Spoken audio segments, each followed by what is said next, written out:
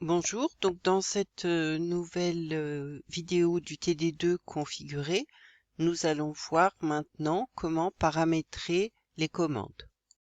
Nous nous rendons donc dans le back-office de PrestaShop, dans la rubrique configurer paramètres de la boutique et nous choisissons la rubrique commandes.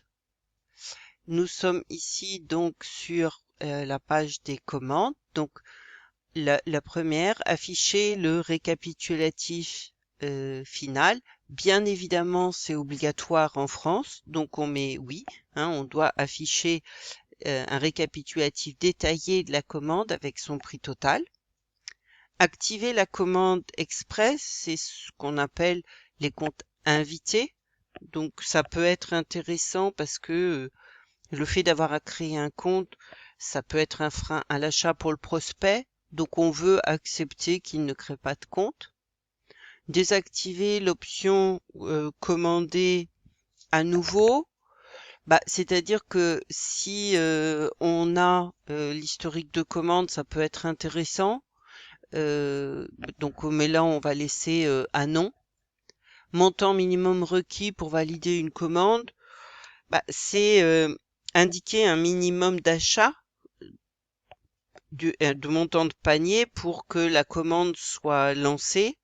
Et si la valeur n'est pas atteinte, la commande pourra pas être validée. Bon, nous, on veut pas. Dès que le client commande, ne serait-ce que pour 5 €, on accepte. Donc, on laisse le montant à 0. Recalculer les frais de port après modification de la commande. Ça permet de recalculer automatiquement les frais de port quand la commande est modifiée, soit par un ajout de produit, soit par exemple pour modifier une adresse de livraison, voire lorsqu'un transporteur est modifié. Donc c'est intéressant, on laisse oui. Envoi différé, on peut laisser à non, sauf si on veut toujours accepter que les livraisons soient différées à la demande du client. Ensuite, les conditions générales de vente. Bien évidemment, il faut que le client les accepte. Et enfin, la dernière rubrique de ce bloc, c'est les pages des conditions générales.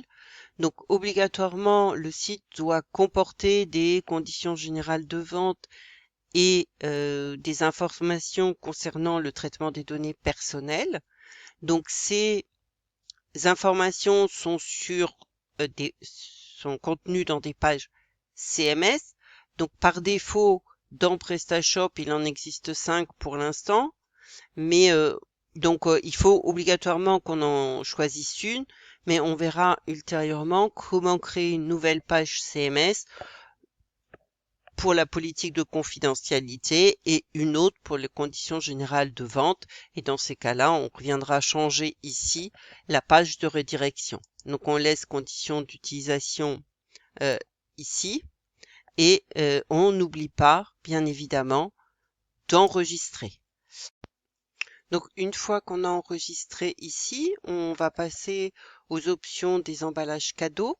Donc on veut proposer des emballages cadeaux, c'est la possibilité aussi de donner au client d'ajouter un message personnalisé. Donc c'est essentiel en fait pour les personnes qui veulent envoyer des cadeaux à partir de votre site. Le tarif des emballages cadeaux, donc on souhaite le mettre à 1,50 €, donc hors taxe. Donc évidemment, on doit cliquer sur les emballages cadeaux, le taux de TVA. Donc la taxe des emballages cadeaux, c'est la taxe au taux standard de 20%, puisque voilà, c'est 20%.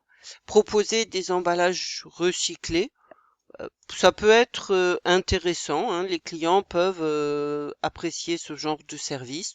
Donc on met oui et bien évidemment on enregistre.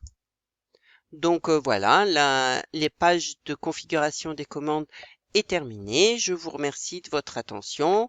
La vidéo est maintenant terminée. Bonne journée à vous.